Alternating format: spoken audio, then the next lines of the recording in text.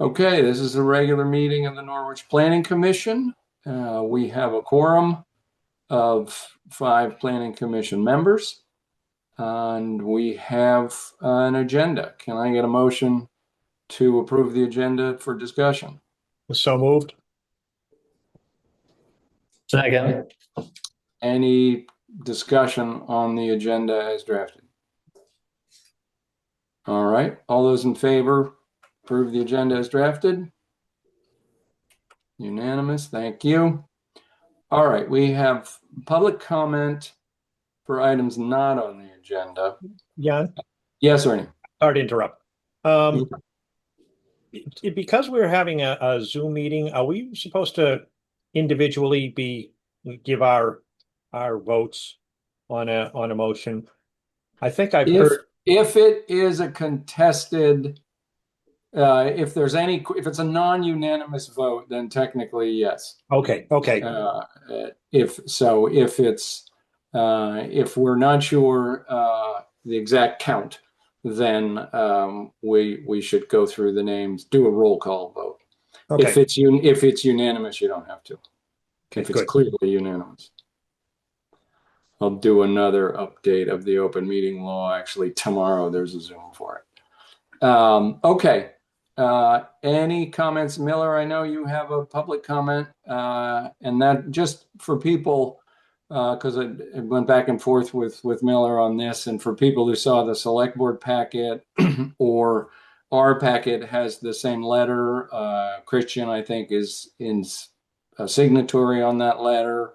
So it's not on our agenda today, which is why it's in public comment.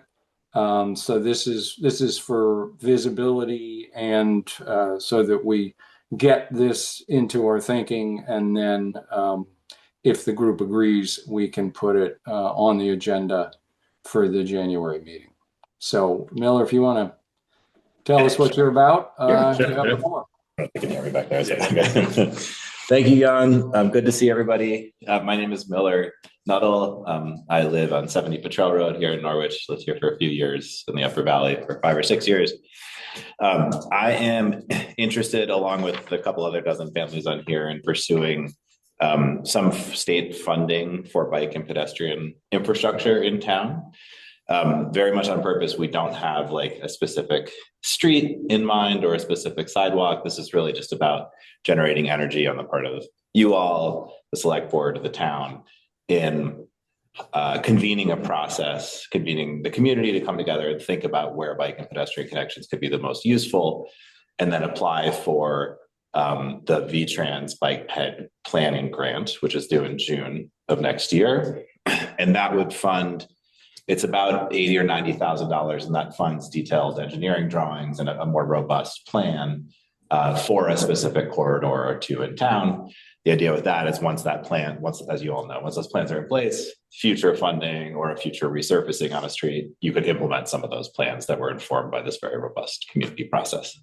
So that's probably several years out from now at this point, realistically, but given that there's a grant deadline in June, we're interested in sort of kicking off the process now and seeing if the town can get aligned on a specific project that we'd like to pursue state funding for. That's the gist of it. I know through conversations with Jan and Christian and members of the select board that you all did you get the grant? Not that we just submitted a grant. Okay. Yeah, we'll hear about it. That's where I think the January meeting makes sense, because the main point, the role of the Planning Commission for something like this, in my mind, is to put it in context, to say, okay, what else is going on in town? Exactly. How does it relate to the grant we just put in? It clearly does, in that it's a master planning grant application with public participation for the village area. And so this would dovetail perfectly with the bike ped element of that. And is there a high priority corridor in the village area? But so the Planning Commission's role is to take the long view and the wide view in time and all over across the town, And clearly, if you're going to do anybody does a grant application for something like this, you would have to have the planning commission and the select board involved anyway. Yeah. So I think that's we will know. Stephen said in December, so we'll know within a couple of weeks whether or not we got the municipal planning grant, and then we can talk in January to say, okay, here's how we put these things together. Did your group, Miller, have did you have some specific areas, corridors in mind when you started, or as you've been going along, or is it open? It's very open at this point, in large part thanks because we aren't as familiar with the full context of what you all have been up to, what this grant may seed in terms of long range planning. So we're really just trying to help catalyze some thinking about choosing one corridor and basically not missing this grant window, because then we'll have to wait all a year. So why not do it? That's the sort of thinking. The one corridor that people have proactively said to me, two people have said of the 30 or 40 that are on here, is the connection to the farmers market. Yep. From Main Street has come up proactively, but that's just been sort of feedback I've gotten from people unsolicited. Yeah.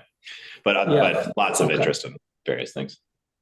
Good. Okay. So I think that's good for tonight. We got the visibility. I think we will certainly have the planning grant conversation, hopefully, what to do with the money when we get into January. Just so people are aware, I went to the VTrans page that Miller pointed me to. This is real money, conceivably. We're talking about a planning grant that we have that's 40 grand, 30 grand, something like that.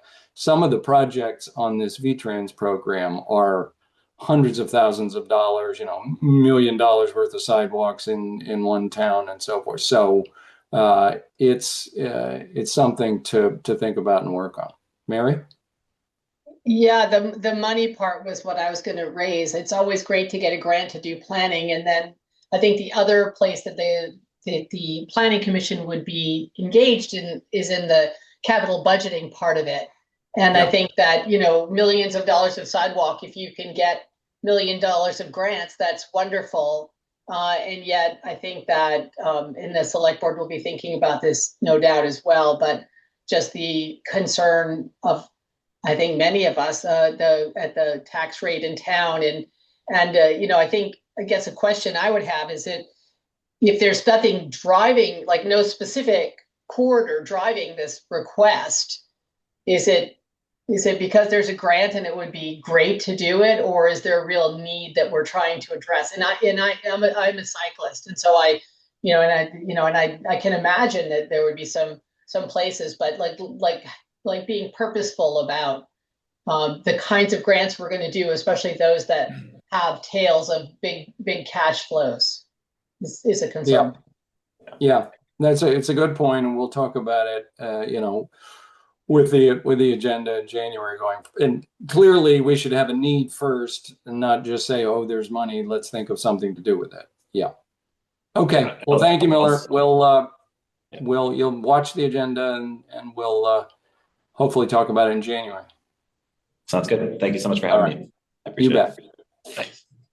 All right. And so for correspondence, the only correspondence that's not for an agenda item is the letter from the group that Miller was just speaking to. So I think we can just accept that correspondence into the record. Okay. So the next, you see a few extra faces here. The next item on the agenda is the Enhanced Energy Plan. And as people recall, we made a specific request to the Energy Committee and the Conservation Commission for 1 to 2 delegate members from each of those groups. And as you can see, we had volunteers. So thank you, everyone. And that is 2 from the Conservation Commission, 2 from the Energy Committee. So it's Rob and is it Brad Weibel? I'm not sure. We've met Brad. Hi. and then Linwood and Andy Torkelson from the Conservation Commission. So what I was thinking would be useful to do, because this is kind of a complex undertaking, the overall energy plan, enhanced energy plan activity, and this is really just the kickoff. This is to say, what's the overview of the different entities involved doing this project, and who's doing what. Make sure that's clear.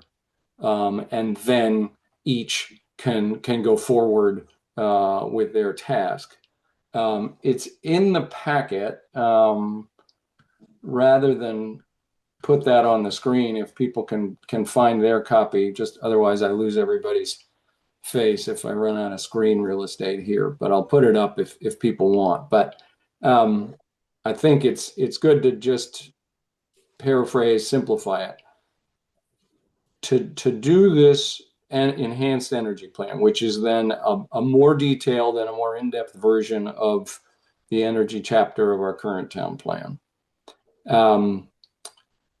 There are a very specific set of instructions from the state, and then there are a great number of resources from both the state and the regional commission to help towns do this and pass muster. This activity, and certainly the working group, so the energy plan working group that we're talking about as one of the entities, will have two people helping with staff help. So Stephen True will be available, and then Harry Falconer, who's the energy coordinator for from Two Rivers, has time allotted for this project as well. And so he will be attending meetings, he will be, pulling together resources. And so just to be clear, it's a lot of assembly of a lot of information, but we've got staff. So that's significant. And so to maybe step through the parties, and then we can open it up for questions and make sure everybody's clear on who's doing what. We really have three players involved in the project. One is the Planning Commission as a whole. And our job is to overall guidance, coordination, and policy decisions. The other two groups are advisory groups to the Planning Commission.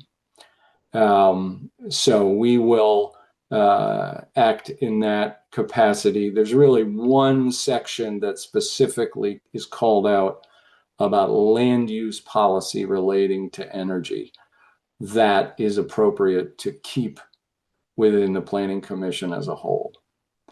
Then we have an existing group, which is the Solar Siting Subcommittee, which has been meeting for 2.5, 3 years or something, and has very specific tasks which are spelled out on this sheet around renewable energy siting, siting criteria, mapping exercises, but focused on the process and specifics of siting renewables, renewable generation. And then essentially the rest of the task is the task for the Energy Plan Working Group. So all of the policies that relate to, and it's listed there where you have, they call them standards. Standard 4 is resources for energy sector. Standards 5 is all kinds of data on every type of energy used in town, conservation protocols, efficiency protocols, transportation. So all those sections would be the work of the Energy Plan Working Group. So that's kind of the overview. The only point I wanted to make, and maybe I'll hand it to you, Mary, because the point coming out of the last solar siting subcommittee related to these roles and responsibilities was the siting committee saying, okay, it makes sense that we're not the solar siting subcommittee, that we're the renewables siting subcommittee to fit into the big picture. So Mary, can you say a little about that or just bring us up to date from that committee's point of view? Well, I think that the conversation was that the current plan that we have speaks only to solar siting and no other kind of renewables. And so given that so much of what the work is ahead is going to be doing is looking at mapping, et cetera, is to and thinking about where to site specific kinds of things, is that would be the place where there would be discussion about what the plan would say about any other kind of renewable, be it a coal, some kind of a plant for what's the one that we've been talking about? Well, it would have to be, I mean, it has to be renewables to qualify. Renewable, So right. But I'm trying to think about what's the one down at the biomass. Farm. Yeah, biomass was what I was trying to come up with. And, windmills, anything of that ilk. So that was the conversation. Yeah. So I think the request to the full planning commission or the proposal from that subcommittee is for this sort of charter of breaking up who's doing what, that the solar siting subcommittee would add to its charter wind, biomass, other renewable possible sources, and the siting activities for those. Now, the reality is that will be a very minor, in terms of generation potential, a small piece. And if we look at our goals and the siting, the vast majority of the activity is going to be solar. But to be inclusive, call it renewable siting and do everything. Does that, to the PC members, does that make sense, and is that acceptable? Okay.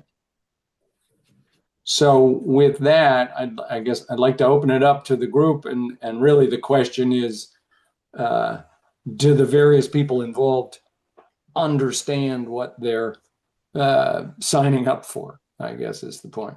And are there questions that would help clarify that?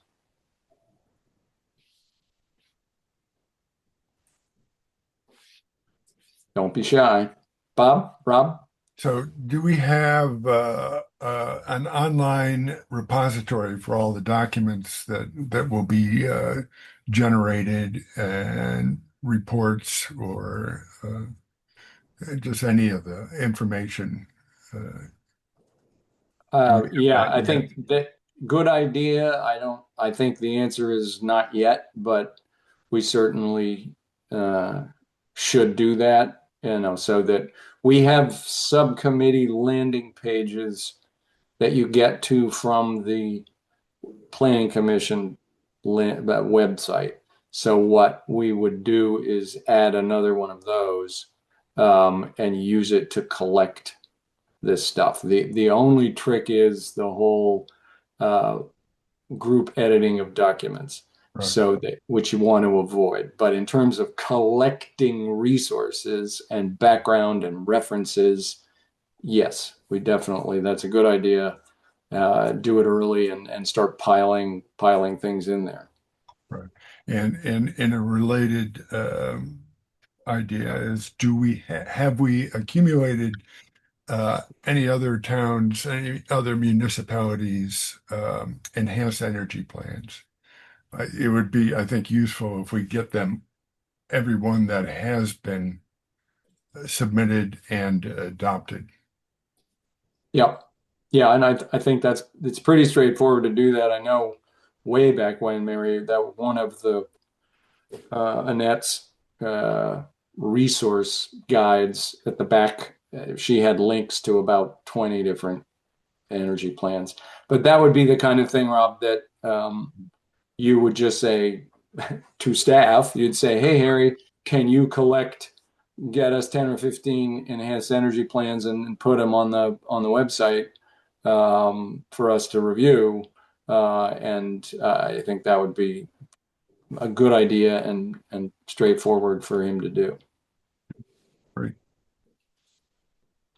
There are also very specific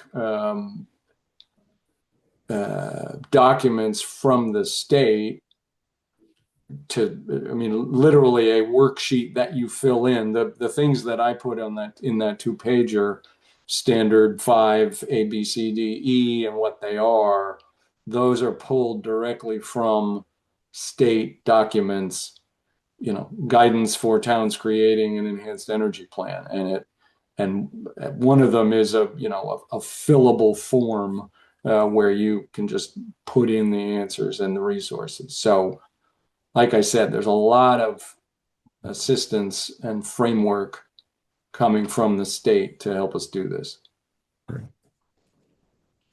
Who Yeah, on the planning commission is going to be on this working group? Just in terms of who do I look to for marching orders? Who's running the show? That is a very good segue, Brad, for me to ask for a volunteer or two. It's tricky because 3 of us are already on the renewable siting subcommittee. So we have a piece of this already. Right. And I don't I didn't know. want to put anyone on the spot. I don't know, Christian or Vince, whether you're motivated to sign up, whether we want to inaugurate or volunteer Bob in his absence, or how do you feel? I'd rather save my effort for the capital planning portion that I've previously signed up for the next couple months. I know it's taken a while to get there, but I think I'm better suited for that. Mm-hmm. I can do it. Hey, The process of elimination is. well, yeah, and I think Amazing. so that's wonderful, Vince. That would be very helpful. And then what we'll try and do is get maybe we can get Bob or Jeff to be your second. Okay. And then we'd have 6. And I think, Brad, to your point though, the working group, it's perfectly valid if the working group wants to, pick a clerk, pick a chair to help you organize your activities. That doesn't have to be a member from the planning commission.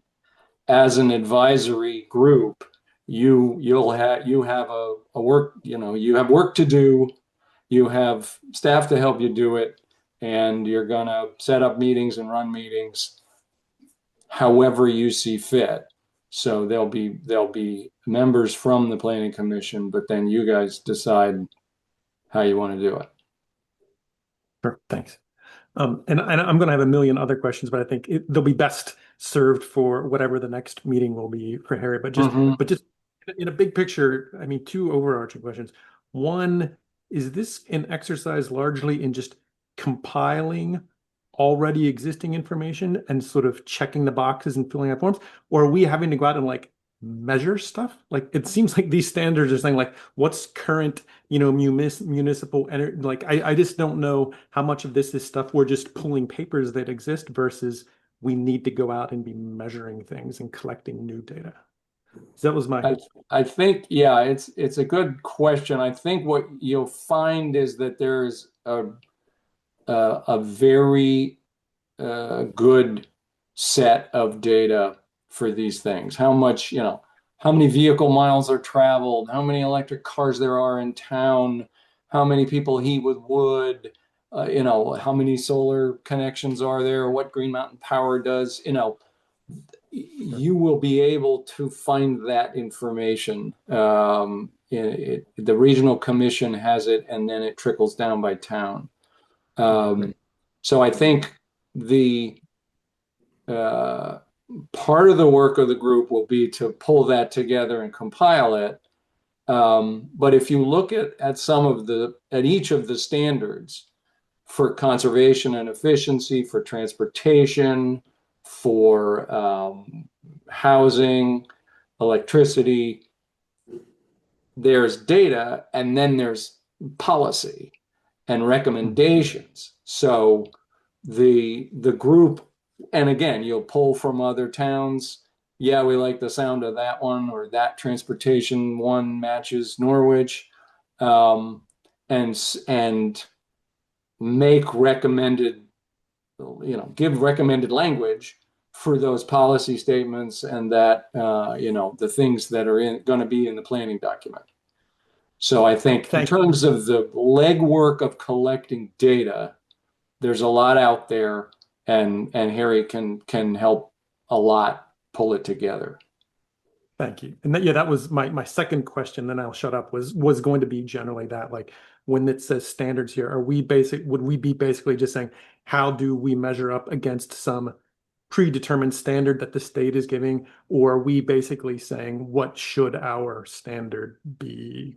Just how much of it is a creative thing versus. It says, like standard 5, I'd have to open up the whole thing, but it includes 2025, 2035, and 2050 targets for efficiency and renewables use. And so on the renewable side, I know that the state is helping us come up with the targets, but there will be other targets that the town can propose to be aggressive, set targets. So I think part of the activity is setting the targets and then coming up with the story and the policies and so forth to meet those targets.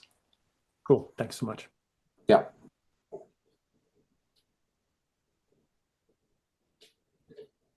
Yeah. So I think the next step, as Brad said, we will have, and Stephen is back day after tomorrow. So what he'll do, I hope we can get the first meeting of the working group to be in December before Christmas. Just pull you together, because then if you can just get Harry pulling together things, get a website put together so that you can start compiling resources, just really kick it off at that point. So that would be the next step, where you'll get a meeting request from either Harry or Stephen.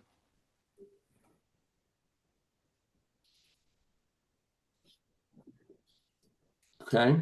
Any other questions or clarifications for this kickoff? As long as everybody knows roughly their marching orders, we can clean it up as we go along. Great.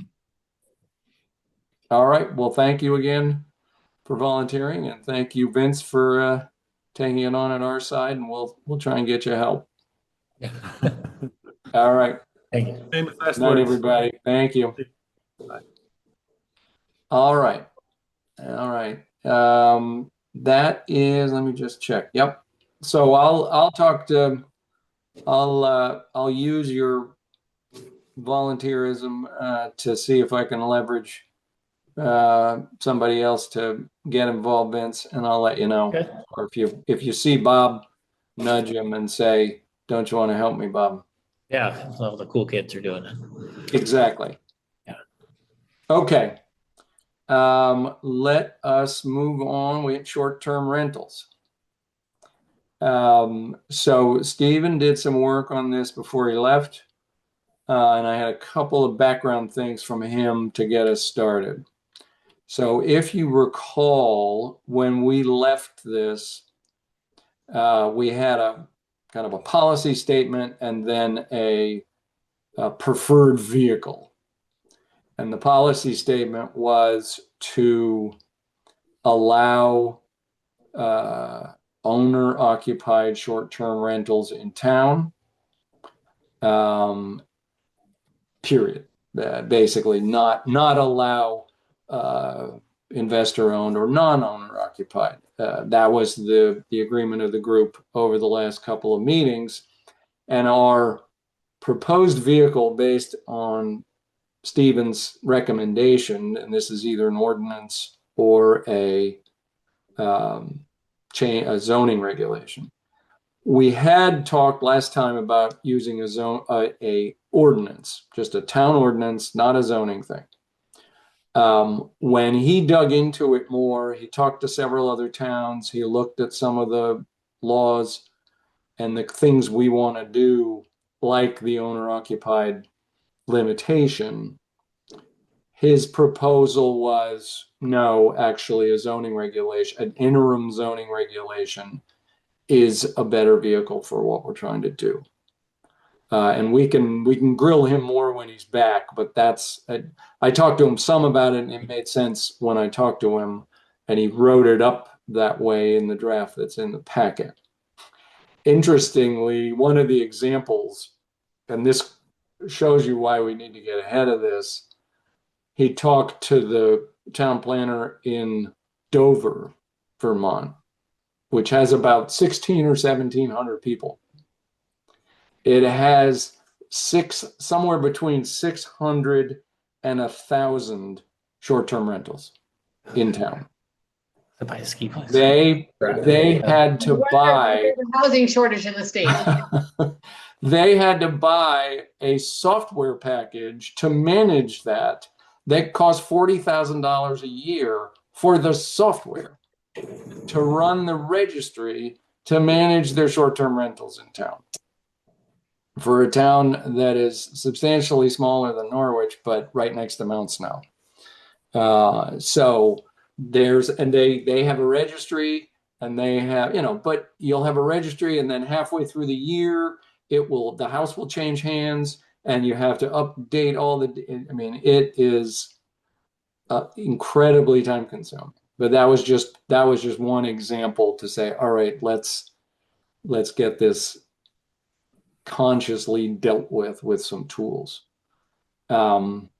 So with that, the draft ordinance that is in the packet would be, as we proposed it, it's an interim bylaw, which means it's for 2 years. And as you can see, really it's got some kind of best practices in there about you got to meet health standards. You need to give a contact person. You have inspection. The zoning administrator can inspect, and parking and all those sorts of things under sort of best practices. And one of the other reasons Stephen wanted to have it be a zoning regulation was to keep it in the zoning office. If it's an ordinance, there's no particular reason why you can name the zoning administrator as your regulator, but it could be the town clerk, it could be anybody, the town manager's office. And so he thinks that it's a land use, it's an allowed use with standards, and it's better kept in the zoning world. Mm-hmm. And then really the whole policy is in a couple of lines there where it defines owner occupied under 4B, and then under 5, the first statement, short-term rentals on an owner occupied lot are an allowed use in all zoning districts. And then everything else is the rules to play by to do that. And Jan, I haven't been at the earlier conversations, but it looks like short term is between 2 weeks and 1 month. Is that correct? So we're not permitting kind of Airbnb for 2 nights or a weekend? No, it's the other way. It's the definition is the one thing we cannot change. It comes from the state that allow, and it is for Airbnbs, and it is. You have to read it the other way. Any rental for less than 30 days for more than 14 days in the whole year. So If you Oh. rent it twice for 2 days, then that's Right. only 4 days all year. So you don't kick over that 14. Got it. I Or understood. if you I rent it, misunderstood that. Okay. yeah, So if so you this rent does it allow people, monthly, yeah. if you rent it monthly, you're not covered by this. As soon as you're renting it 31 days at a time, it's not short-term rental. Or if you only did it for a week over Christmas or Okay. graduation, you rent your house for 13 Okay. days, you're not. It Thank is you. Thank you. it is That's designed helpful. it's designed to get serial Airbnb and Verbos. Do we know how many we have in town at this point? Somewhere between 5 and 10 right now. If you just go to Airbnb and Verbo Yeah. and type in Norwich, Vermont, you'll get somewhere around 5 or 10.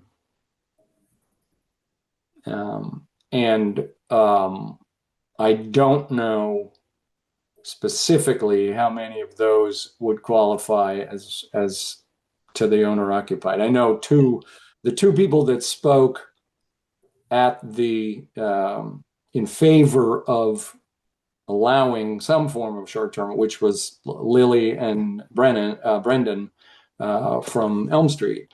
They were both owner occupied people that did it. The people from McKenna Road who were complaining were talking about investor owned, non-owner occupied. And what is the, when we often have the participation of people from the affordable housing group, have they commented on this? Yeah, my understanding is that to the degree that investor-owned short-term rentals, even as an option, take away housing stock or workforce housing stock, or drive up the cost of properties, then the affordable housing group would support some form of limitation. They're not advocating for short-term rentals. They want things to that promote workforce housing. Right. So do they see though? So this doesn't. So does this mean that an investor-owned properties cannot have short-term rentals? Is that the correct interpretation? So That's they what cannot. for 2 years. We're basically For 2 saying, years. okay, guys, I mean, if you remember that one figure that they said at the beginning of this, and it granted there was COVID in the middle there, but in something like 5 or 6 years in Vermont, investor-owned properties went from 7% to 30% of properties in Vermont. So 5 years, that was 5 years. So this is basically do something for 2 years that at least puts the brakes on or stops it from blowing up out of proportion. Christian? Yes. So Mary, I think the way I understand it, Jan, jump in if I'm wrong, is owner occupied, so non-owner occupied, never allowed. Yep. Owner occupied under 14 days in a calendar year, you don't have to register, do anything, you're just fine. Over 14 days in a year, you have to register and follow the rules. Yeah. And like go to Stephen and get, or whatever the log is. And but basically we're limiting it on those. My only question, Jan, is on 4B, the last line where it says the owner's primary Vermont residence. Yeah, Should that just be that's it. primary residence? Because like, we don't have, just because like, if someone has a I house have in 4 Florida, homes in I guess it's Vermont. second. Yeah. Well, and it's a good, we need to be clear on the definition. And we need to think enforcement and kind of clear something that Steve can work with. Primary residence, I believe, is a technical term for where you pay your taxes and where you're registered to vote. It's kind Your of homestead, the homestead. It's your homestead. Yeah. Yeah. So you can tell if a property meets that criteria in a pretty clear way. It does mean, I believe, that somebody cannot be in residence 179 days a year or something and still meet that criteria. So that what we're saying is somebody could have it be their primary residence and then, they go to Florida for 5 months of the year and they Airbnb it pretty much constantly for those 5 months. And we're saying right now that's okay. Yeah. So getting back to the affordability, again, because it's been such a big focus of ours of how do you drive up affordability. If I have, and we've also just approved that anyone in in town can put an ADU in their property. And so what we are saying in effect is that put an ADU in your property if you want, and Airbnb it all the time, not doing a thing to increase the housing stock for people who live and work in the area, but just creating a lot more, rentals, super short-term rentals or Airbnb rentals. So I guess I just want to kind of pop it up to that level and go, is this what we really want? Do we, for 2 years? Ernie, you're muted.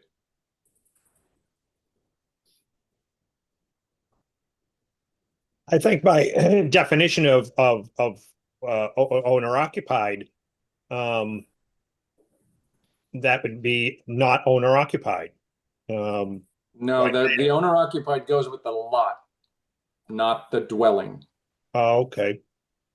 And that was the point. And I guess my point, Mary, partly would be we then we would have another dwelling unit in town. And maybe for that year or two, somebody uses it for short-term rental, and that helped them justify putting the money in to build it. And then they find out that dealing with Airbnb is a pain in the butt, and I'm going to rent it for a year at a time. But you've somehow motivated a dwelling unit to be built. I understand that it's not at that moment solving, adding a useful dwelling unit. I just look at. I think it'd be great to hear from the affordable house from Jeff Lubell. What does he think of this? Because I just worry that I've got a garage apartment. You know what? I can rent it for it's 3 weekends. 3 weekends a month, and not bother with renting it to somebody who's a teacher at the school. So look at overall, no problem. I just wonder, again, what Jeff Lubell and others would say about this. As kind of a part of a consistent effort to find and identify and provide more workforce housing. Yeah. Ernie? The ADU program, if you want to call it that, was promoted in order to create affordable housing at the state level. And it seems to me that, that would justify doing something like, and I'm using the terms loosely here, but rewarding someone who puts an ADU in for making and makes it affordable housing, as opposed to putting in an ADU unit for ADU for the purposes of making cash. And I mean, I don't know exactly how you can make what kind of reward, but I mean, I tend to think in terms of some sort of tax, arrangement. I'm not quite sure how the planning commission can always suggest that, but I think the select board has to actually make but the thing is we could at least advocate for that, saying, ADUs for affordable housing should get some sort of a reward, whereas ADUs for rentals, short-term rentals, that's just to make money. I mean, that doesn't help. That doesn't provide any sort of public good. The ADUs or Vince, did you have something? I was just going to say, I think we should give the property owners the right to make a decision of how they want to use their property. I don't think it's the town's place to tell them that they can't make money off of something that they have. And I think that, sure, if there's some incentive in place and they can utilize that to build it, that's good too. And I think there should be some regulations in place if there's an incentive. But if it's something that they already own and they're using, I think that we need to give them the proper avenue to utilize that either way they want to. So I don't think that, obviously we don't want investor-owned properties, but I think that I think they have the right to use it as they see fit. All right. In principle, I agree with Vince in that regard, but that's why I'm saying reward them, not penalize. Right. There's a difference. If you penalize somebody, you're preventing them from doing it. If you just don't reward them for it, you leave it in their hands which way they want to go. And that's the reason why I chose. So if somebody really wants to do ADUs, they can, for short-term rentals, they're welcome to, and they won't get penalized for doing that. But if they decide to do an ADU for affordable housing, it's a public good, and hope, and I mean, and that does also mean they may even be taking something of a hit, unless we find a way to keep them from taking a hit, because an ADU does add value to the property. And especially if you rent it out, and if you, I mean, even if you rent it below market is so ridiculously high that you're still going to make good money, even if you rent below market. But and therefore your property taxes are going to increase with the potential value, the market value of the ADU, not the actual income of the ADU. And don't get me going about having gone through the listering stuff this past year. Property tax is not my favorite thing at all. So we will. Yeah, I mean, another discussion that we're not going to have now. Yeah, but I do think that this is what we have now is nothing. We have something happening in town without the slightest handle on it at all. Yep. And then we have a big picture about housing and a whole lot of things we'd like to do.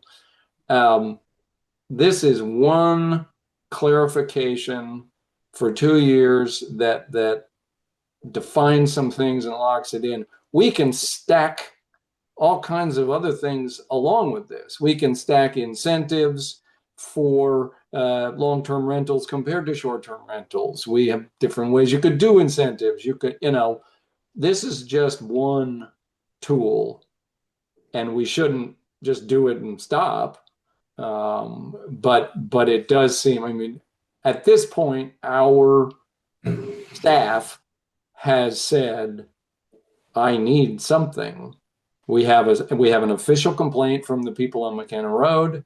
We have a use that's not allowed that is happening in town. And unless we want to start throwing enforcement around, we need some definition and we need some guidance. So I think we should you're right. We should say, along with this, what else do we want to do? Because you could actually do, I would assume Dover, I hope, if they have to pay $40,000 a year for software, I hope they charge $100 a year or whatever to register your Airbnb. And then if they have 600 of those, they can pay for their software package. So you could charge for registering a short-term rental and give some kind of incentive tax break for a long-term rental and so forth. So it's just one of our tools. I'd be very curious, and maybe we can assign this to the Affordable Housing Committee.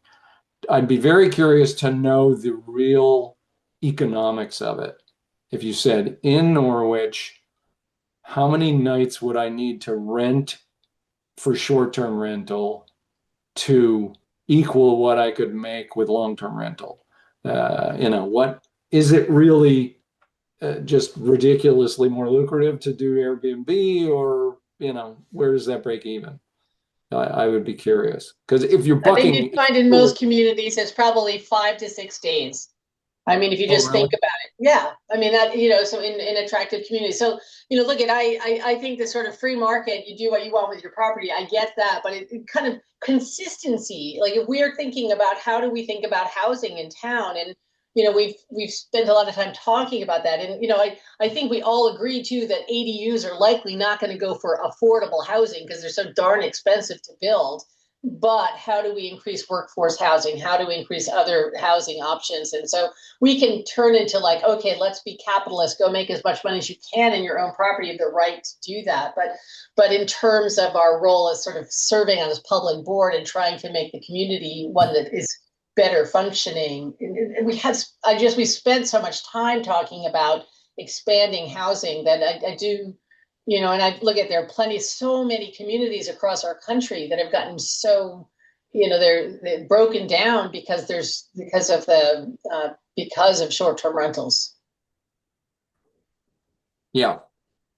So, but I'm- overall, like Jan, I'm fine with this for 2 years. I would love, Jeff Lubell is such a good thinker about these things, and it is about housing in town, and so. I mean, I'm happy to call him and report back. It's a perfectly valid point. If we have a draft ordinance, then let's just very, very concretely submit that to the Affordable Housing Subcommittee for their comments. Christian? Yeah, it's kind of a couple thoughts. One is I just note that when people came to present on the first time we did this public comment, there were a number of people who currently had Airbnbs, who basically, some of them I think were like seasonal structures that you could not reliably rent to workforce housing, and like summer cabins or barns. I think they didn't have full kitchens. And so it works for a night or two, but it certainly isn't going to solve it. So I will just say there were people who seem to be doing it in the spirit of the community. Yes, they make some extra money, but that was I don't know, 3 or 4 people talked like that maybe. The likelihood isn't a 100% conversion to affordable housing from what these are. Yeah, so at least some of it's them. very low. Yes. Yes, it's not automatic. Other thoughts on the actual proposal by Stephen? Dover charges $125 to register. I just Googled it. Stephen wisely demurred in his packet and said the select board will set the rate of a fee. So I think it's built in there that there will be some sort of processing fee. I mean, I don't know what dogs cost, but dogs also have a fee. So it's right. Standard practice. Was that annually from what? Yeah, okay. Annual when you re-register. So you have to redo it every December or whatever. And then the only other thing I had is just and I can send these to Stephen, but just some questions about some the standards and words. So things like sufficient off-street parking to accommodate maximum guests. I have a 3-bedroom house, so per his rules, I could have 8 people sleep. Is that 2 cars? Is that 8 cars? Does it matter as long as they're off the street? I can tell you our family goes down to the beach in Mass every year, and it says everywhere on the thing 2-car maximum because it's very tiny beach parking. So I don't know if we care about some of the details of the goal is to get them off the street. The goal is they have to have water, they have to have septic to handle it, they have to have trash removal. But I don't know if we want to necessarily, the more we put in the code, the more Stephen or somebody has to go check up on, which is just a whole can of worms in my mind. Yeah. So please, go through. I went through it a little bit and cleaned up this draft before I sent it out. But Stephen did it the day before he left, so he may have was because we switched it from an ordinance to this. So send edits to him and we'll compile it. I think sending it to the Affordable Housing Subcommittee is a very good idea. And then I think we should, if it's for interim bylaws, I think it's easier than what we just did with full zoning regulations. It's us or the select board holds a hearing, not both. It's simplified for the interim, but we'll get that squared away.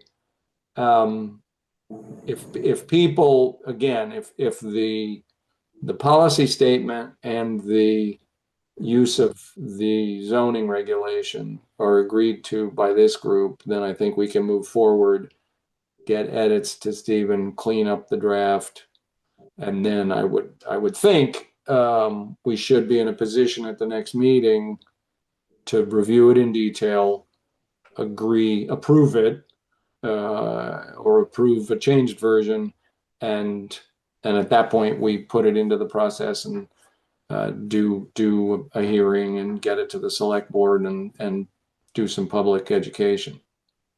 Christian? Yeah, one other, maybe this is the elephant in the room. 2 properties in McKenna Road, investor owns, pay a lot of money for them on the intent to do this. Like, what's happened in other communities where they've gone back and updated I ordinances don't and know. bylaws? My guess, I don't know whether it's grandfathered. So that it would be a good question. What does grandfathering look like in this situation? Because there's a house, I know there's a house on Mechanic Street that has been short-term rented for quite a while, and I'm pretty sure it's the whole house, and so they're not using that as a primary residence. So there are probably several things in town that are not doing this. Are they grandfathered or not? Is a specific question to get Stephen to answer. Yeah, or is there some like leniency? I don't know. Phase Like out. phase out, like you've got 1 year for grandfather. Like, I don't know, because like you don't want it just to Yeah. be indefinite with the 2 on McKenna Road or any others, for example. But you Yeah. also, like, I can imagine somebody who just has a house like this being told that, hey, as of January 1st, you can no longer do this. Right. A tough sell. Well, the good news is they can always long-term rent it. That and that's the point. The state law that enables us in this Dillon state enables the town to regulate short-term rentals. Very specifically says you can't prohibit long-term rentals, obviously. And so you are not taking away the ability to make money on your property. You are taking away one specific use out of several. And so that to take 5 properties and pick a number in town that are currently doing this and wouldn't be able to do it, the obvious alternative would be for them to simply put it on the long-term rental market, which we would count as a good thing.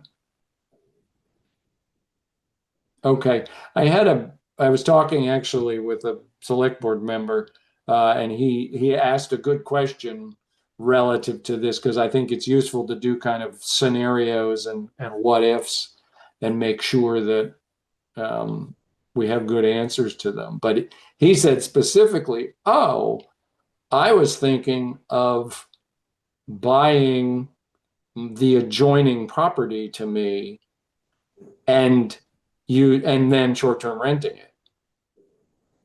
So, and the way this is written, that would not be allowed.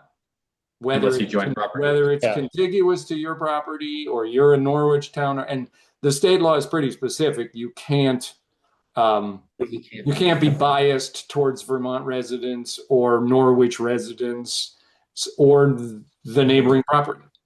So it doesn't matter how close you live. If it is not an owner-occupied lot, you can't do it. But you could merge 2 conjoining properties. You together. could merge the lots, but I think if you merge lots, the merger, an easy merger can't have a dwelling on both lots.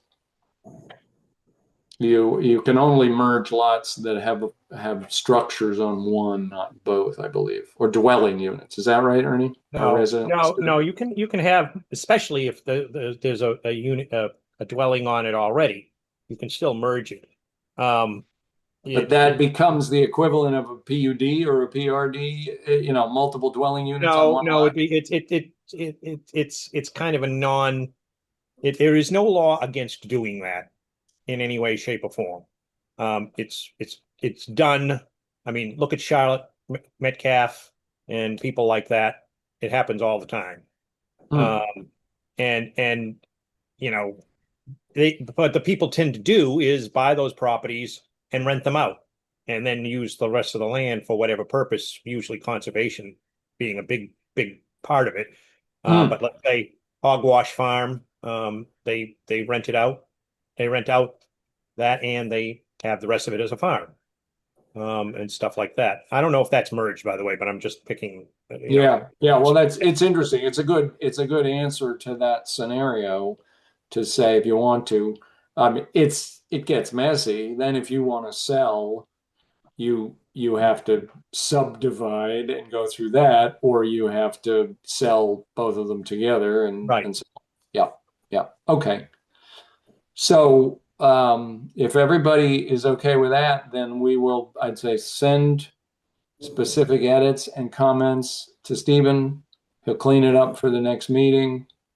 We will essentially, we've decided what we want to get it to do. Now we just want to make sure it does it cleanly and clearly. And then I'll take it when that gets to be a clean draft and send it to Jeff Lubell and ask him to run it over with that by that subcommittee. Okay. Good. Thank you. Then we have capital planning. And I did want to kind of wrap back to the question I asked the group, because part of our challenge, as Christian knows, as we think about this, is it's a big topic that we haven't done for years. And so simply saying we're going to do capital planning and take an inventory of every asset in town and do the right thing is huge. How do we walk before we run and somehow bound a piece of this? And what I asked us to think about last time was if we take a subset of it's clear by the law that for the planning commission to do a capital plan and a capital program, as they call it, 1 year and a 5 year, you have to do a utilities and facilities plan first. And then there's a specific list of what they mean by utilities and facilities. And it's things like water, sewer, town buildings, libraries, power generation, utilities and facilities in town. So we need to do that first, sidewalks, any of that. My question to the group, if we want to bite off something digestible and something that fits with town activities, is if we do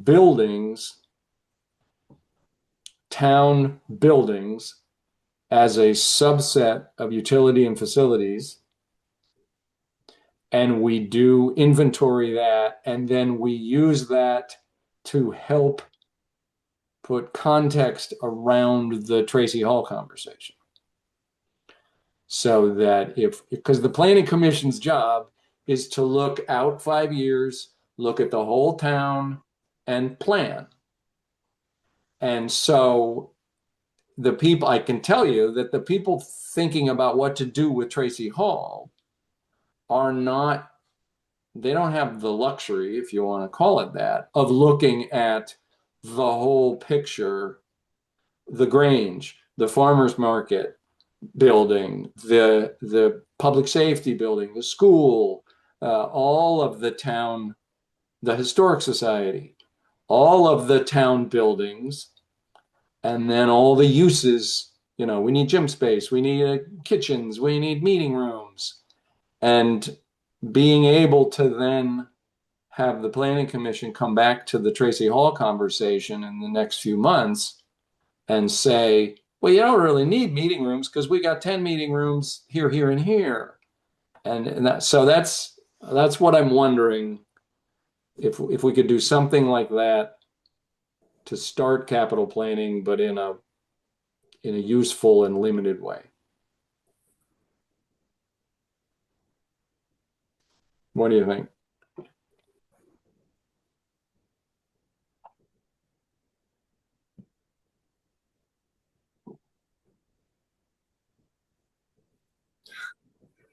I think it makes sense. Christian? Yeah, I'm not opposed, but I mean, it's a good place to start. I think.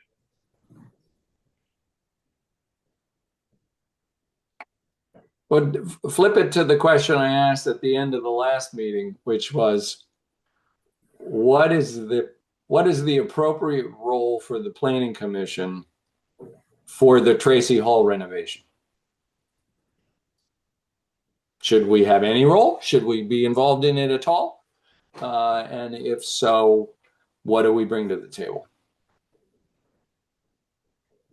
Ernie?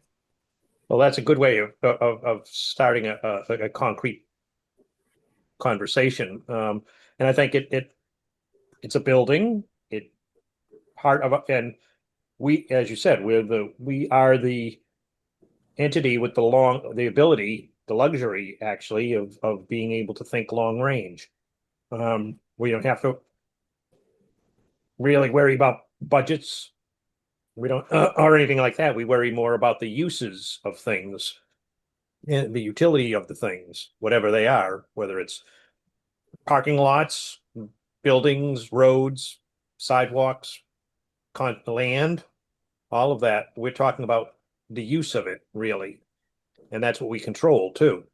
So it makes sense that for instance, because we could, for instance, right now, what does Tracy Hall do? It is clearly offices. It's also got a big public space.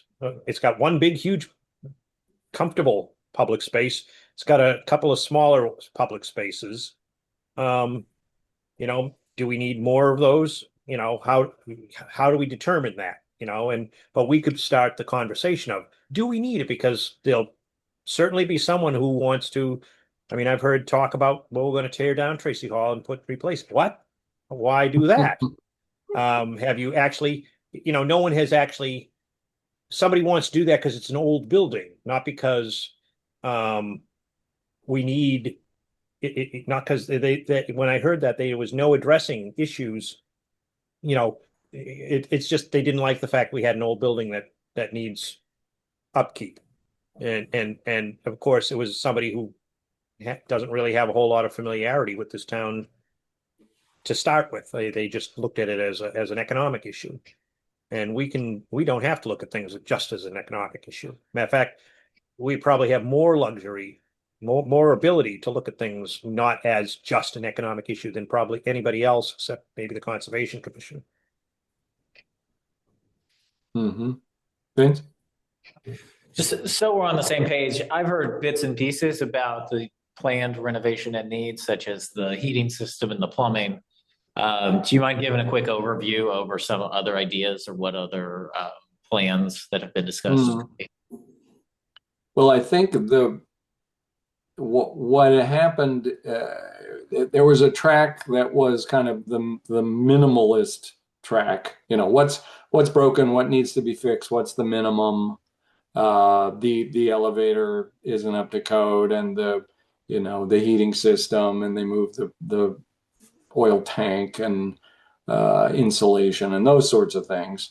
But then couple of the new select board members were trying to open it up and say, okay, well, let's look at the big picture. Because, for example, if you just take it and say, let's replace the elevator right where it is, the elevator is like this anchor for uses and organization forevermore. Do you want to look and say, how many meeting rooms do we need, and do we need a gym? Do we need a kitchen? How many offices? So I think there's an activity to get the minimum done, and that was done with the oil tank and the heating system. To get through winter, they've got a new furnace. My understanding is, come January, when they come out of the budget activity, they're going to have another meeting with architect consultants and open it up a little bit more and say, let's before we decide anything next, let's look at the big picture a little more. That's pretty much all I know, which is why I asked the question, why I think there's a window here that if the planning commission has some unique perspective, there may be an opening for it.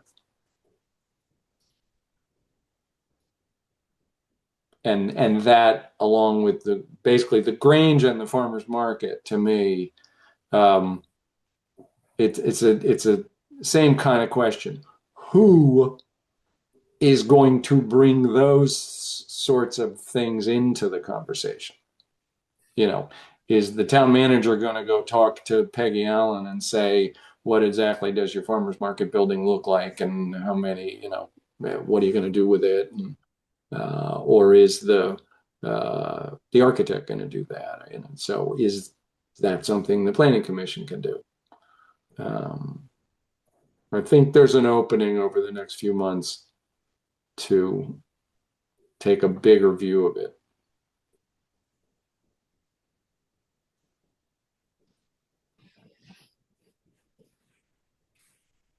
I mean, I agree in principle. I guess to me, like, I mean, just acknowledging that's already a fair, like, I mean, it might be helpful, but just looking at public recreational office, whatever you want to call it, town owned, town available space is already a pretty narrowed set of things that you could look at as far as capital stuff. I mean, I guess I feel like there is a need, because I'll be honest, like, I feel like, I mean, we run a town surplus.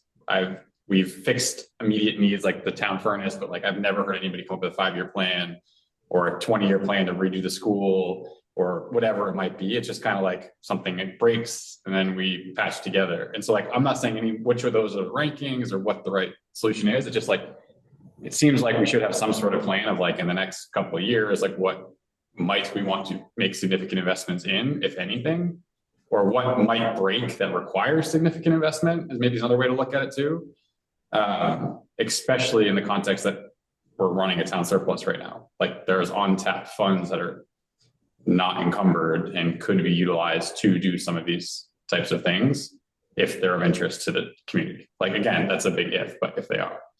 My only other question is, like, I don't know if it's by statute, but 1 to 5 years is a pretty, I don't know, a 1-year capital plan is like not a capital plan. And even a 5-year capital plan is like, yeah, I think by the time you're done. yeah, technically, I think it's the capital budget is the 1-year thing that comes out of a rolling 5-year capital program.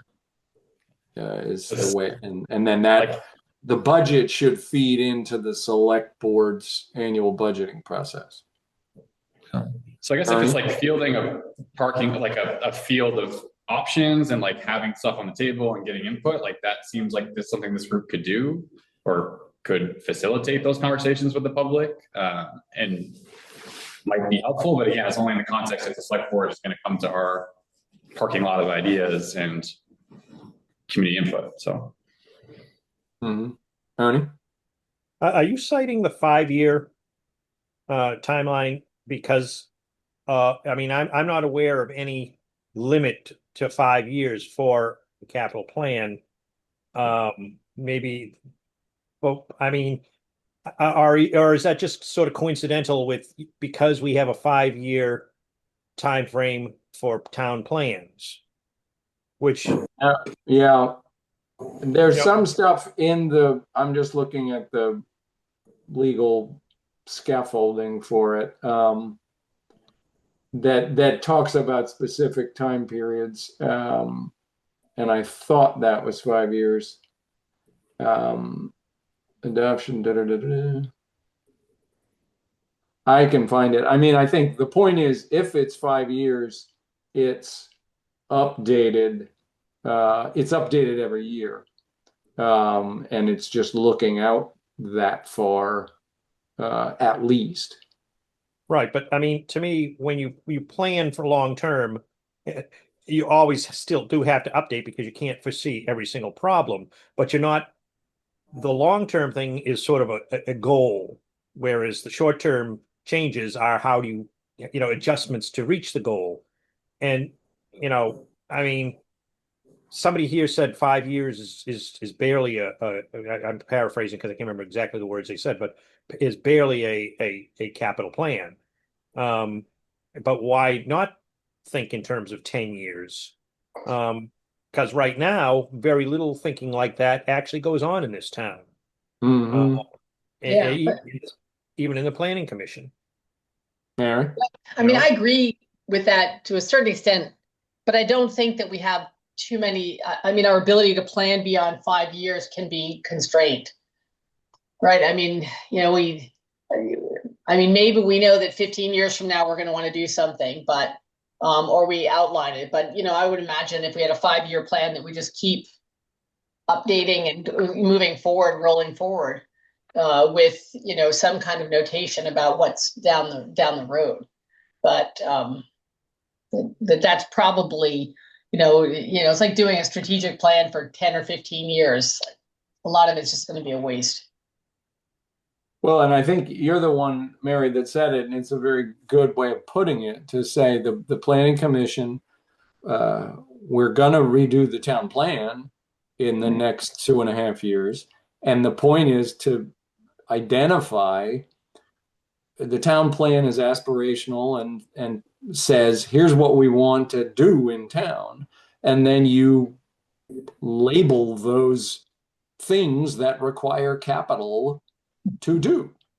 So if you say you want bike ped this and sidewalks here, and you want to have Exactly. septic in town, there are going to be some that just scream, I need capital.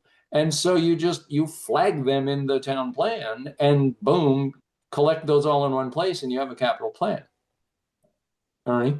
By the way, the idea that the town plan is aspirational is usually it is got to be tempered with the fact that when the regulations, especially the ones promulgated by the planning commission, but regulations in general that deal with the physical town come up. If they found to be there's shortcomings in them, for instance, the Development Review Board will refer to the planning, the town plan. So the town plan actually has is more like a constitution than an aspirational document. Constitutional, not aspirational, any stretch of imagination. And our town plan really is the source of where everybody gets their power, so to speak, to do stuff in the town. Right. So to that, here's the specific, and this is where I got it from. So this is the enabling legislation for a town to do, and specifically the planning commission to do, capital budget and program. A capital budget shall list and describe the capital projects to be undertaken during the coming fiscal year. That's the budget, the estimated cost of these projects, and the proposed method of financing. A capital program is a plan of capital projects proposed to be undertaken during each of the following 5 years, the estimated cost of these projects, and the proposed method of financing. The capital budget and program shall be arranged to indicate the order of priority of each capital project, and the Planning Commission may submit recommendations annually to the legislative body for the capital budget and program that shall be in conformance with the municipal plan. So that would be a great thing. Yeah, Christian?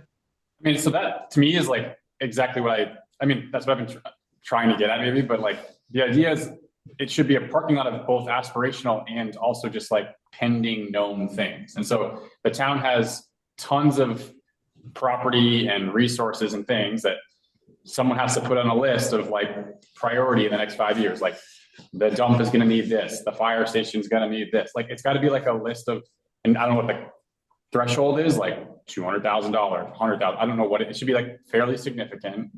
Yeah. And it should be a list of running things 5 years out that may or may not be needed. The real reason is to your original point with Tracy Hall, is like in absence or in lieu of that, what's going to happen in Tracy Hall is we are just going to spend the money in Tracy Hall without comparing it to other things in the next 5 years that might need the same funds. And so to get back to like where Marion, Ernie, everybody's point was, is like, we have limited resources. So if you're gonna weigh the lofty goals of Bike Ped, we should also look and see if the fire station needs a new roof next year. Because like, you don't want to give all the money to one without having the state. And so like, Yeah. if the next 6 months we're going to redo Tracy Hall and spend millions, like we should probably look ahead and see like what else is on the docket for the next 4 or 5 years. Right. And Which if we're makes- going to spend an extra, go ahead, Mary. Yeah, so does this budget, is this budget just a list of expenses, or does it have a revenue side on it of how much money we think we're gonna be spending? Oh, it says the estimated cost of those projects and the proposed method of financing Both of them, okay, good. and the order of priority of each capital project. Because that, to your point, Christian, the priority to say, because the real danger is you say you spend an extra few $100,000 on Tracy Hall to make, 3 nice meeting rooms or to have an industrial kitchen for community gatherings in Tracy Hall when there's going to be one down the street at the Grange. And that's just plain waste of money, and we should use it for the fire station roof or whatever. Or it's That's not- what we're trying to avoid. Like we have a surplus. It's like clearly there's a list of things that could be done in the town, and we're sitting on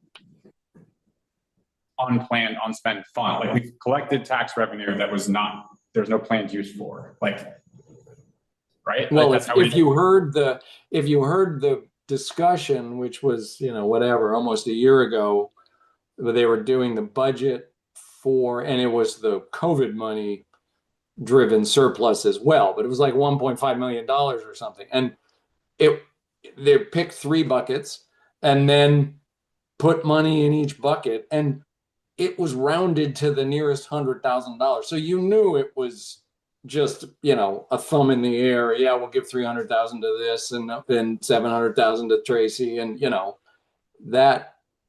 that's not the level of depth and information that you should use to allocate hundreds of thousands of dollars.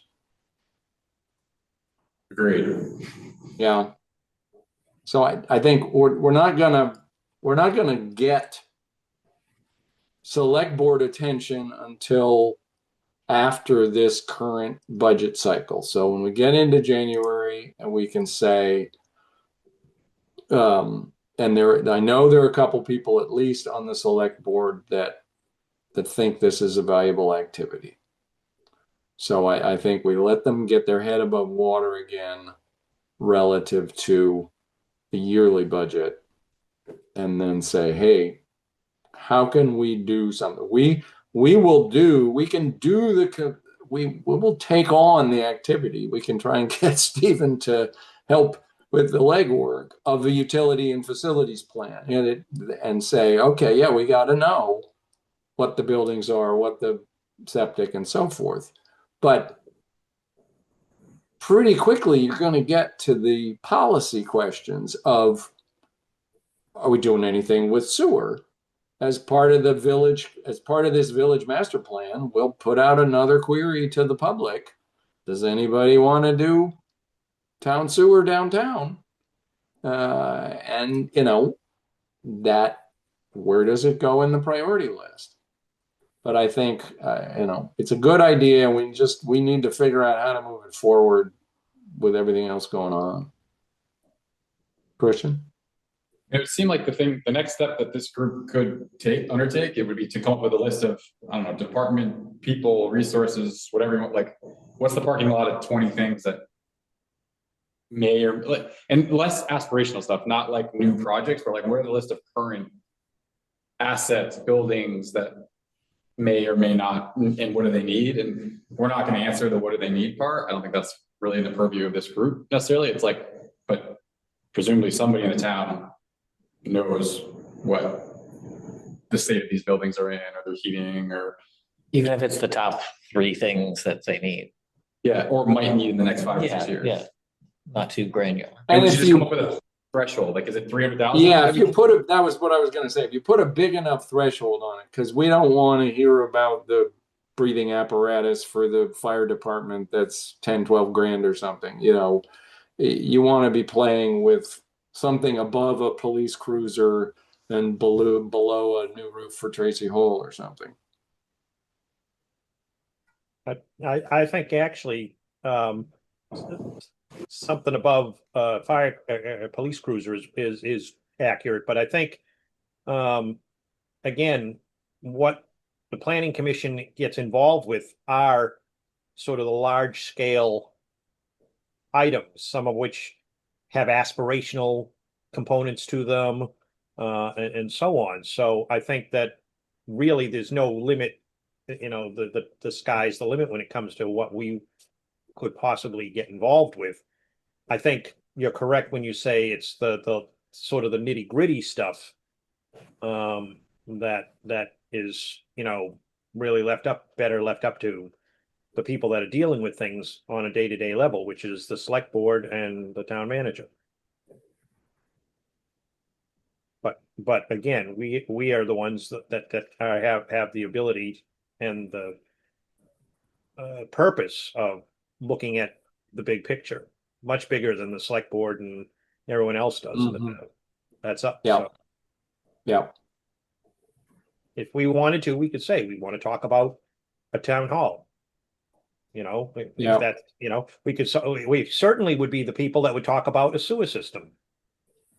Right. Oh yeah. That's the kind of, or sidewalks. You start talking bike ped and so forth. Sidewalks. Yeah. So I think we can come at it from both sides. You can get big ticket items listed from the Well, you keep department talking about the heads money of it, and that's not what we don't really have to worry about that. We have to worry more about the social and environmental and those sorts of aspects of it. The financial stuff, you know, is relatively secondary, and those and the select board in particular, that is their bailiwick, is the financial. Mhm. Not we can say, if we really honestly thought that something that was going to cost $100 million was best thing for the town, we could say that. I'm not saying there is anything like that, by the way, in a town of 3,500 people, but that's beside the point. You Right. know, I mean, I think we could even, if we had to, say we should start discussing whether this interstate school district concept is a good idea, because that impacts on social issues and, for instance, Mm. physical. Where do the kids go to high school if they don't go there? And Mm. all of those issues.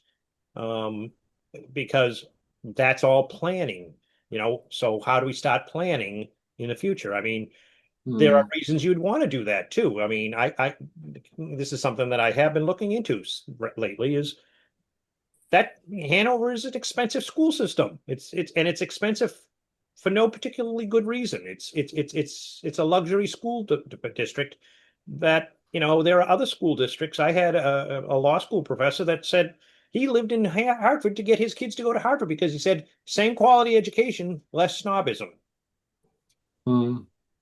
Yeah, I think so. We definitely want to do something with this. I think we can come in the middle where we're getting some information from the departments, from the town to say, here are the big tickets. And then we're driving it the other way from the town plan point of view to say, this is what we see as aspects of the town plan that have a capital dimension to them.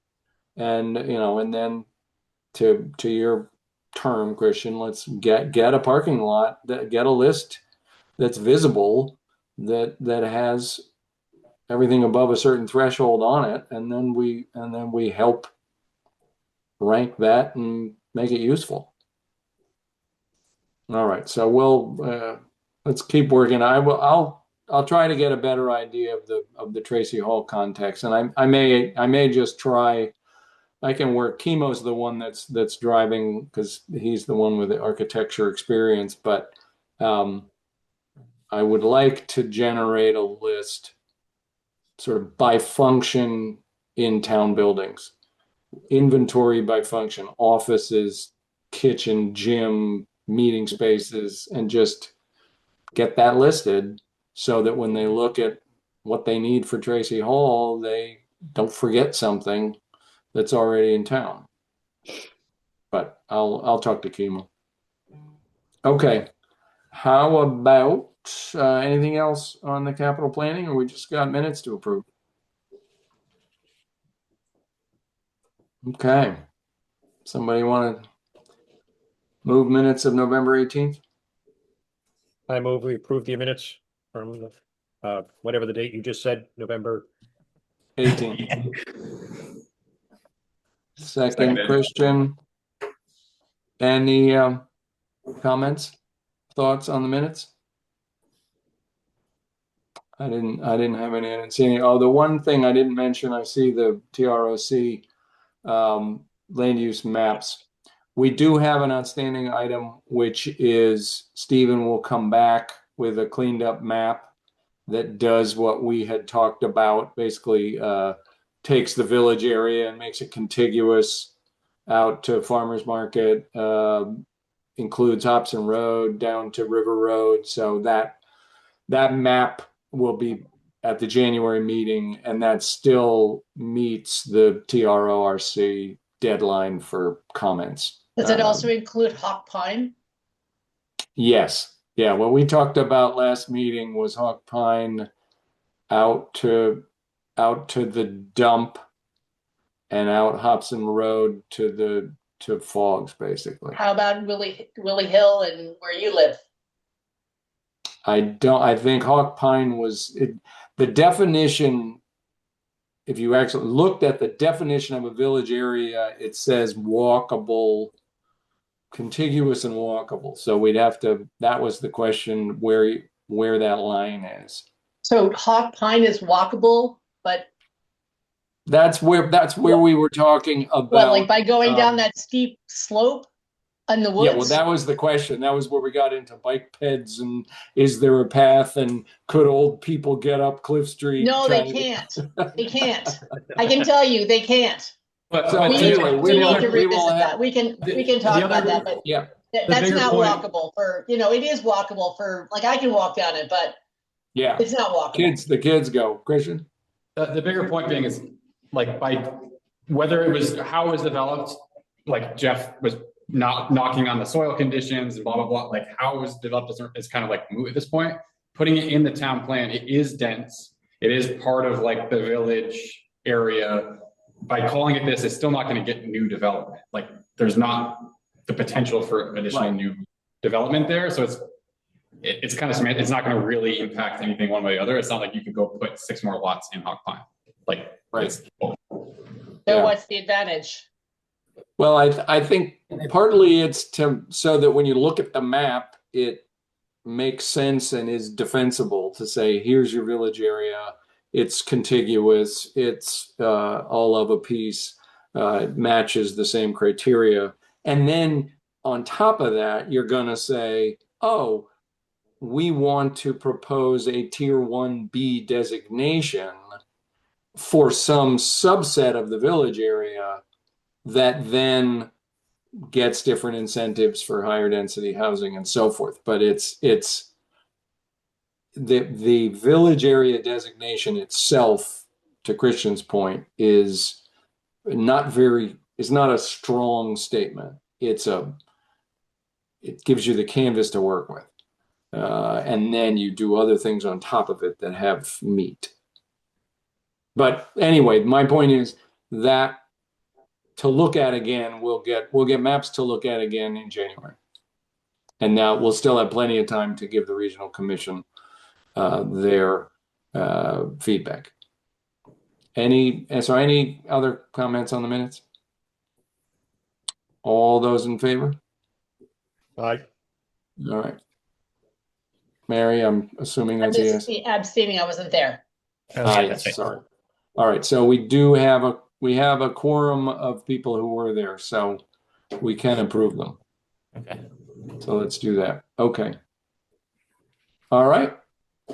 Unless somebody's got some screaming new business I don't know about, I'll take a motion to adjourn. Motion to adjourn. Second. All those in favor? Bye. All right. Good night, everybody. Good Stay night, warm. thank you. See ya.